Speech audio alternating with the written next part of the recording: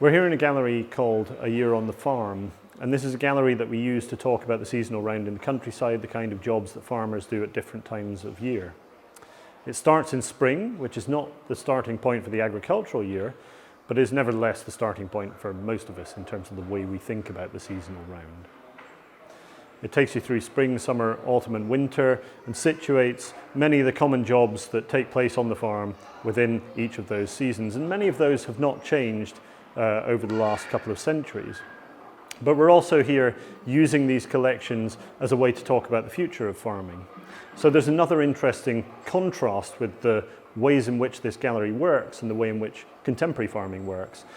Most of the materials that you see on display give a suggestion of a kind of farming that's an incredibly mixed economy.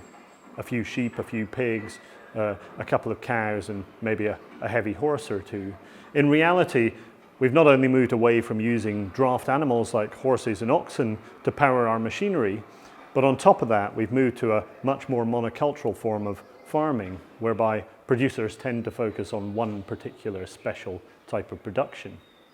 So what you see here supports the kind of idea of farming and the kind of nostalgic sense of farming that you might get through children's books and other popular media.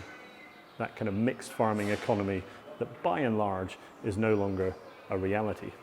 On the wall behind me is an object situated in the spring section of our galleries, which connects not so much to farming on the land, but farming in the water. It's a fish trap.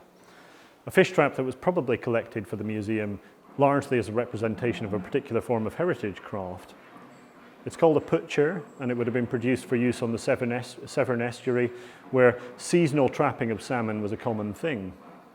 But it's here in this gallery to allow us to talk about human nutrition and about the importance of essential fatty acids. And the reason for that is that trapped salmon and line-caught and net-caught salmon are considerably lower in essential fatty acids, or omega-3s, than farmed salmon.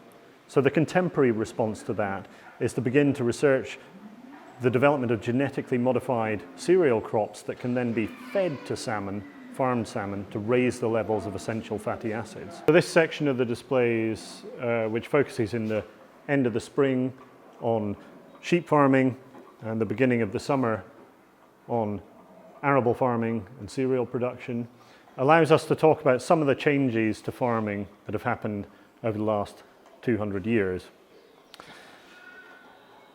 When we talk about sheep farming, we talk about a type of farming that's been very difficult to industrialize and modernize and upscale in the same kind of ways that dairy farming and poultry farming and beef cattle farming and also cereal crop production have been mechanized.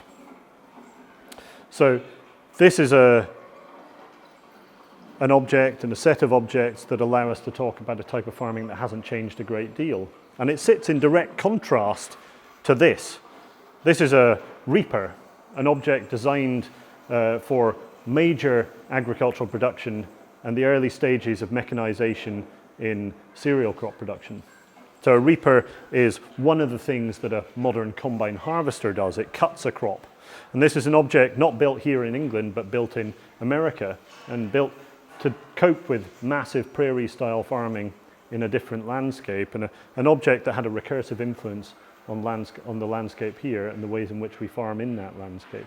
But it's also an object that talks to that future, that development into modern technologies like the combine harvester, and the ways in which we can cultivate and maximize production in bigger and ever more mechanized and industrialized ways.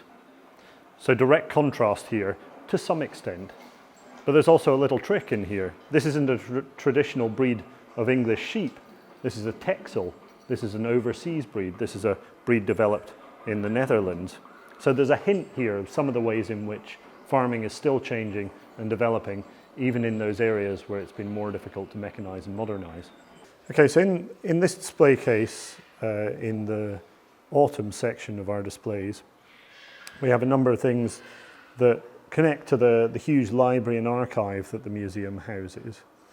So as you go around the galleries and around the museum's displays, you'll encounter little snippets of this archive and library, both in the form of the photos and graphics that we have on the walls, but also in terms of things in display cases. And this is a good case in point. In this display case, we have material that connects to Sutton Seeds, which was a Reading-based firm and traded throughout the 19th century and well into the 20th century.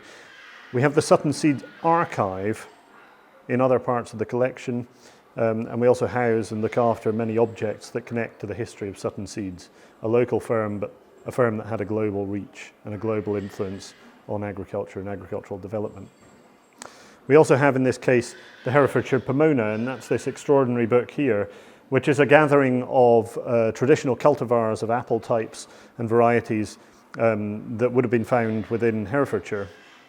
And a pomona like this is a great example of the ways in which people have sought to collect and gather together knowledge about plant kingdoms and animal kingdoms as much as they have about the material worlds in which we exist and live.